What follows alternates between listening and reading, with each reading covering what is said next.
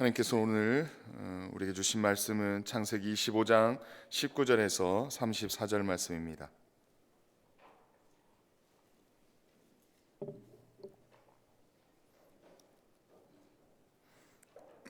창세기 25장 19절에서 34절 함께 합독하도록 하겠습니다. 시작. 아브라함의 아들 이삭의 족보는 이러하니라. 아브라함이 이삭을 낳았고 이삭은 40세에 리브가를 맞이하여 아내를 삼았으니 리브가는 밧단 아람의 아람 족속 중 부두엘의 딸이요 아람 족속 중 라반의 누이였더라. 이삭이 그의 아내가 임신하지 못하므로 그를 위하여 여호와께 간구하매 여호와께서 그의 간구를 들으셨으므로 그의 아내 리브가가 임신하였더니 그 아들들이 그의 태 속에서 서로 싸우는지라. 그가 이르되 이럴 경우에는 내가 어찌할꼬 하고 가서 여호와께 묻자온대 여호와께서 그에게 이르시되 두 국민이 내 태중에 있구나. 두 민족이 내 복중에서부터 나누리라. 이 족속이 저 족속보다 강하겠고 큰 자가 어린 자를 섬기리라 하셨더라. 그 해산 기한이 찬즉 태에 쌍둥이가 있었는데 먼저 나온 자는 붉고 전신이 털옷 같아서 이름을 에서라 하였고 후에 나온 아우는 손으로 에서의 발꿈치를 잡았으므로 그의 이름을 야곱이라 하였으며 리브가가 그들을 낳을 때 이삭이 60세였더라. 그 아이들이 장성함에 에서는 익숙한 사냥꾼이었으므로 들사람이 되고 야곱은 조용한 사람이었으므로 장막에 거주하니 이삭은 에서가 사냥한 고기를 좋아하므로 그를 사랑하고 리브가는 야곱을 사랑하였더라. 야곱이 죽을 쑤었더니 에서가 들에서 돌아와서 심히 피곤하여 야곱에게 이르되 내가 피곤하니 그 붉은 것을 내가 먹게 하라 한지라. 그러므로 에서의 별명은 에돔이더라. 야곱이 이르되 형의 장자의 명분을 오늘 내게 팔라. 에서가 이르되 내가 죽게 되었으니 이 장자의 명분이 내게 무엇이 유익하리요. 야곱이 이르되 오늘 내게 맹세하라. 에서가 맹세하고 장자의 명분을 야곱에게 판지라. 야곱이 떡과 팥죽을 에서에게 주매 에서가 먹으며 마시고 일어나 갔으니 에서가 장자의 명분을 가볍게 여김이었더라. 아멘. 개인적으로 묵상할 생각하도록 하겠습니다.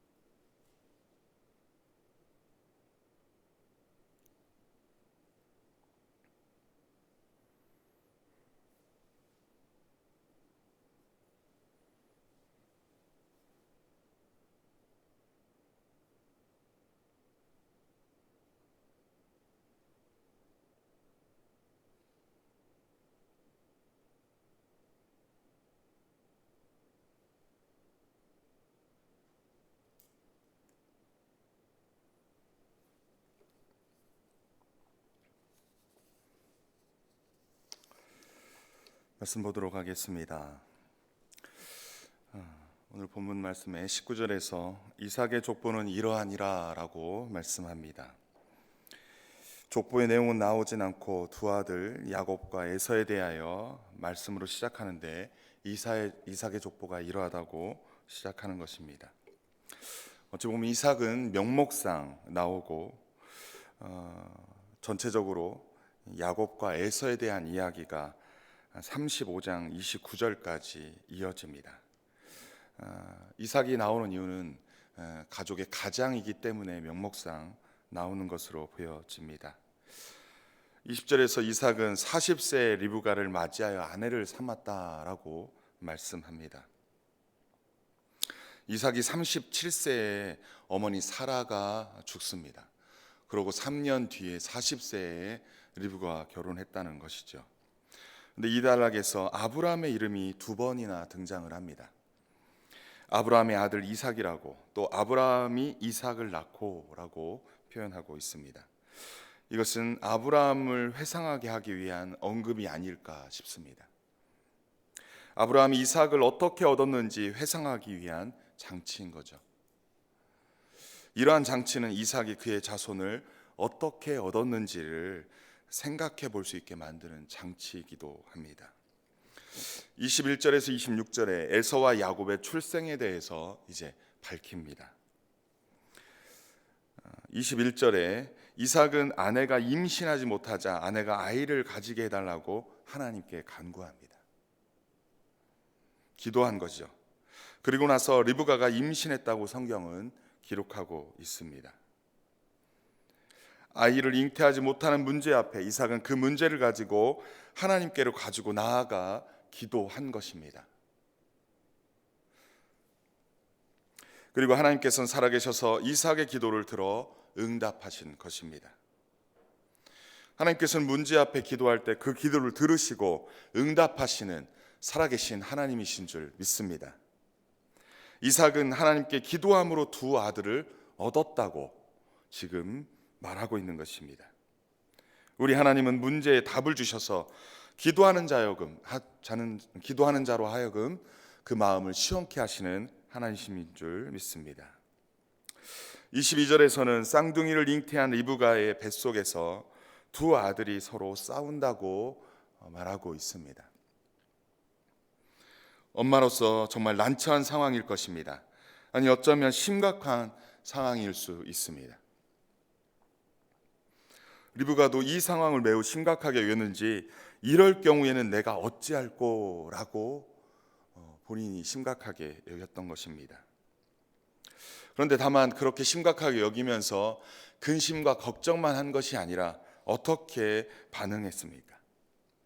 22절 끝에서 보니까 리브가는 가서 여호와께 물었다라고 말하고 있습니다. 문제 앞에, 자신이 해결할 수 없는 그 문제 앞에 하나님 아버지, 내가 이럴 경우에는 어떻게 해야겠습니까? 근심과 걱정만 하는 것이 아니라 하나님께 그 문제를 가지고 나아가서 하나님께 물었다라는 것입니다. 이삭은 자신의 힘으로 할 수 없는 문제 앞에 하나님께 간구하여 응답을 받았습니다. 리브가는 자신의 힘으로 해결할 수 없는 문제 앞에 하나님께 묻는 기도를 한 것입니다. 하나님께 어떻게 하면 좋을지 묻는 기도를 하자 하나님께서는 리브가에게 답하셨다라고 말합니다. 23절에 두 국민이 내 태중에 있구나. 두 민족이 내 복중에서부터 나누리라. 이 족속은 저 족속보다 강하겠고 큰 자가 어린 자를 섬기겠다라고 말씀합니다. 뱃속에서 그러한 일이 있는 것은 너의 뱃속에서부터 나오는 두 아들이 두 민족으로, 두 족속으로 그렇게 번성할 것을 말씀하고 있는 것입니다. 하나님께서는 우리가 문제를 가지고 간구하든 또한 문제를 가지고 묻든 그 기도를 들으시고 응답하시며 대답하시는 살아계신 하나님이십니다. 여러분 인생을 살아가다 문제가 발생할 수 있습니다. 그때마다 그 문제를 가지고 하나님께로 가지고 가서 그 문제를 해결받으시는 저와 여러분이 되길 간절히 바랍니다. 나의 힘으로 해결할 수 없는 문제의 요원이 주여 도와 주옵소서. 그렇게 간구하며 또한 어찌할지 알지 못할 때, 어떻게 해야 할지 알지 못할 때 그것을 물으며 하나님께 나아가는 저와 여러분이 되길 간절히 바랍니다. 우리 하나님께서는 반드시 살아계셔서 우리에게 응답하시고 또 그 문제들을 대답해 주실 줄 믿습니다. 인생의 여정에 그 문제가 생길 때마다 간구하고 물으셔서 응답받는 저와 여러분 되길 간절히 바랍니다. 하나님께서는 뱃속의 아이들에 대하여 리브가에게 자세히 말씀합니다. 서로 싸우는 이유는 뱃속에 두 민족이 있기 때문이라고 말한 것입니다.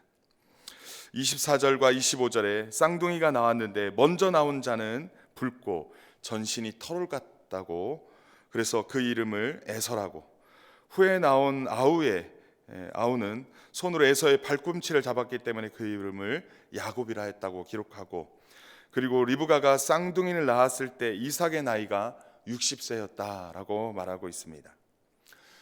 조금 전에 우리가 40세에 야곱이 결혼했다라고 얘기를 했는데 두 아들을 낳았던 때가 언제라고요? 60세라고 말합니다. 이삭이 몇 년간 기도했을까요? 질문이죠. 약속의 자녀는 단순히 결혼의 열매로 주어지는 것이 아니라고, 지금 하나님의 은혜로 주어지는 것이라고 그렇게 말씀하고 있는 것입니다. 오늘날 우리도 우리의 자녀들이 당연히 주어지는 결혼의 열매로 여기지 말고 하나님의 은혜로 주어진 귀한 기업이요 선물인 줄 믿으시기 바랍니다. 그리고 그 귀한 열매를 하나님의 자녀로 잘 세워가는 기도를 몇 년이라도 얼마나 계속적으로 해야 하는지 우리에게 말씀하고 있습니다. 하나님께서 기뻐하신 거듭난 새 생명이 될 때까지 여러분 쉬지 말고 기도하는 우리의 모습들이 되기를 간절히 바랍니다. 하나님께서는 반드시 그 열매를 맛보고 그리고 그것을 열매를 경험케 하실 줄 믿습니다. 27절 28절에 서로 다른 두 아들의 모습을 이야기합니다. 에서와 야곱은 한 부모에서 태어났는데 너무나도 다름을 설명하고 있습니다. 형 에서는 사냥을 너무나도 좋아하는, 그리고 야곱은 장막에서 거주하며 어머니의 사랑을 독차지하면서 조용한 아이로 성장했다고 합니다. 그런데 사냥한 고기를 좋아하는 이삭은 에서를 좋아하였고, 조용하여 장막에 거주하는 야곱은 리브가가 좋아했다고 이야기하고 있습니다. 그런데 그러한 서로 다른 두 아이들이 어느 날 야곱이 죽을 쓰고 끓이고 있을 때 에서가 들로 나가 사냥을 나갔다가 허기진 채로 돌아왔습니다. 그리고 그 붉은 죽을 좀 빨리 먹자고 배고파 죽겠다고 재촉하는 에서의 모습을 볼 수 있습니다. 야곱은 마치 기다렸다는 듯이 형이 가진 장자의 명분을 내게 팔라고 제안합니다. 그러자 에서는 지금 당장 내가 죽게 되었는데 이 장자의 명분이 내게 무엇이 유익하겠냐? 지금 당장 이 장자의 명분은 나에게 배를 채워줄 수 없다 하며 아주 가볍게 여기면서 장자의 명분을 팝니다. 야곱은 자신에게 맹세부터 하라고 재촉합니다. 어떠한 계약서를 쓴 것은 아니지만 붉은 죽 한 그릇을 놓고 장자의 명분을 서로 사고 판 것입니다. 성경은 쌍둥이 형제가 붉은 죽 한 그릇을 놓고 장자의 명분을 사고 판 것을 놓고 한 줄로 평가합니다. 34절 하반절에서 에서가 장자의 명분을 가볍게 여겼다라고 말씀하고 있습니다. 겉으로 보기에는 장자는 차자의 상속의 2배를 차지하는 몫을 차지합니다. 차자가 하나를 가지면 장자는 2개를 가질 수 있는, 그게 아주 명분이죠, 어찌 보면. 근데 단순히 그것만은 아닙니다. 현실적으로 바로 차지하는 그러한 내용은 아니기 때문에 그렇습니다. 어찌 보면 먼 훗날 찾아오는 명분이기 때문에 그렇습니다. 근데 그것이 먼 훗날 찾아온다 할지라도 그것에 대해서 소중히 여기는 야곱인가 하면 에서는 그것을 매우 가볍게 여겼다라는 것입니다. 오늘날 우리는 주님의 자녀의 권세를 가진 자들인 줄 믿습니다. 어찌 보면 이것 또한 명분입니다. 하나님 나라를 유업으로 받은 자들입니다. 어찌 보면 이것 또한 명분일 것입니다. 그런데 이러한 하나님의 나라의 상속권이 오늘 당장 아무런 유익이 없다라고 아주 가볍게 여기며 살아가는 삶 속에서 다른 것보다도 이 삶에 먹는 것에 우선순위 두는 그러한 에서 같은 삶을 살지 않기를 주님의 이름으로 축원합니다. 지금 당장 눈에 보이는 것은 먹는 것이겠지만 지금 당장 눈에 보이는 것에 현혹되어서 넘어가는 일이 없기를 바랍니다. 우리의 영적 은혜들을 값싼 육적인 것들로 폐업 정리하는 일이 없기를 바랍니다. 오늘 우리에게 주시는 이 장자의 명분, 그것을 가볍게 여기지 말고 하나님께서 주신 이 영생의 은혜, 예수 그리스도의 그 보혈의 값으로, 그 생명값으로 얻은 이 하나님 나라의 귀한 상속권을 여러분 아주 중요하게 여기고 살아가시는 그러한 인생들이 되셔서 지금 이 순간부터 그 주님의 은혜로 충만히 살아가는 은혜가 있기를 주님의 이름으로 축원합니다. 이 시간 주님의 주신 말씀 붙잡고 함께 기도했으면 좋겠습니다.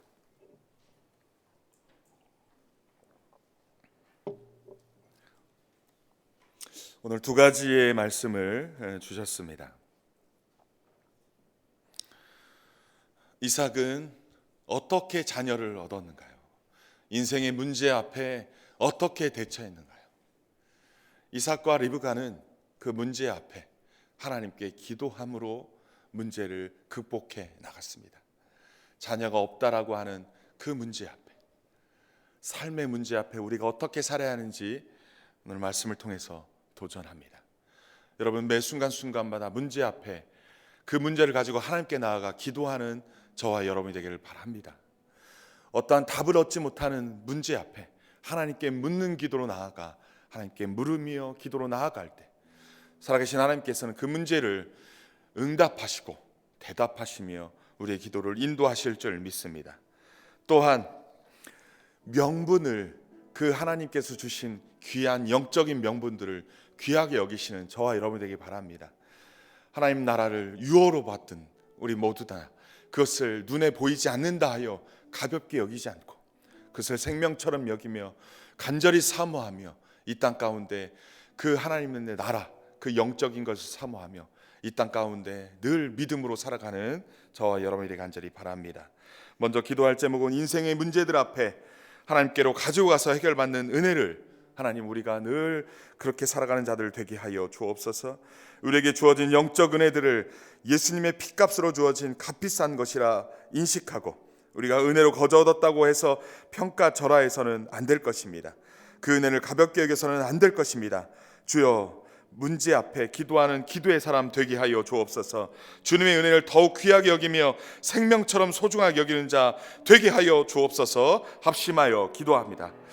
전능하신 아버지 하나님, 인생의 문제 앞에 아버지 하나님 수없이 많은 질문 앞에 하나님 우리가 그 문제와 그 질문들을 하나님께로 가지고 나가는 믿음의 자녀들 되게 하여 주옵소서. 아버지 그리하여서 살아계신 하나님, 그 하나님께서 우리에게 응답하시며 대답하시며 우리를 시원케 하시는 그 하나님을 경험케 하시고 만나게 하시고 그 하나님 안에서 우리가 그 은혜를 누리며 살아가는 자들 되게 하여 주옵소서. 무엇보다도 하나님 은혜로 주어진 이 하나님의 귀한 명분들, 하나님의 나라를 상속으로 그렇게 유혹으로 받은 자들, 하나님 우리가 그것을 가볍게 여기지 아니하고 그것을 소중히 여기며 간절히 사모하며 이 땅 가운데 살아갈 때 그 은혜로, 그 말씀으로 그 영적인 것들을 사모하며 살아가는 자들 되게 하여 주옵소서. 그래야 마침내 그 유업을 얻을 자로, 그 유업을 누리는 자로 살아가는 은혜를 허락하여 주옵소서. 인생의 그러한 은혜로 살아가는 우리 모두가 될 수 있도록 주님 은혜 베풀어 주시옵소서. 우리 한 가지 합심하여 기도할 내용이 있습니다.